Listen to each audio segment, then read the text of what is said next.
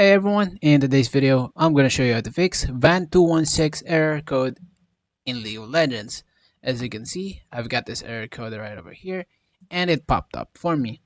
Now before we begin with this video, please leave a like on this video, subscribe to the channel with all notifications on, and if you do have any questions during the video, don't forget to comment down in the comment section down below, and I'll happily answer them for you.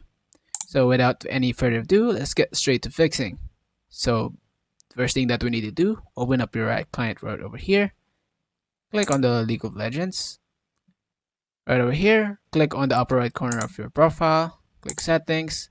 Scroll down and click on repair game files right over here. This will scan your installation and any missing files that you might have. Just go ahead and click on it, start repair. Wait for it to finish. On you, it might go ahead and have a loading screen right over here. Once done, just go ahead and exit out and relaunch your game. If that does not fix, we have another solution. Just go ahead and exit out of right client right over here. Click on your tray, right click on right games, exit out, and also right click on the right Vanguard and click on exit as well. Once exit out, go ahead and right click on your start menu and restart your PC. Once your PC restarted, just go ahead and relaunch your game and it should be fixed since the Vanguard has been relaunched. The next thing that we need to do is by on your keyboard, go ahead and press Windows plus R all together, and this will pop up, and then type in services.msc, press OK.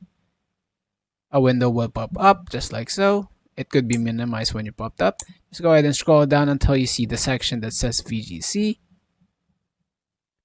Right over here, right click on it, click properties, and on this section on general, just go ahead and go to startup type, click on the drop down and click automatic, click apply and then OK. To take full effect once more, just go ahead and click on your start menu and then restart your PC.